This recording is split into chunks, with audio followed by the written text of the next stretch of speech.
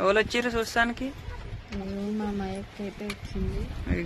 మాకైతే వచ్చింది. Hi friends, నేను చూడడానికి అయితే వచ్చిన. ఎంత దూరం నుంచి వచ్చినారా?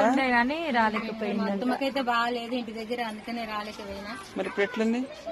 ఇప్పుడు కూడా అట్లనే ఉందంట, కానీ చూసిపోదామని వచ్చినట్టు. ఉంటావారా నువ్వు? ఉండదు.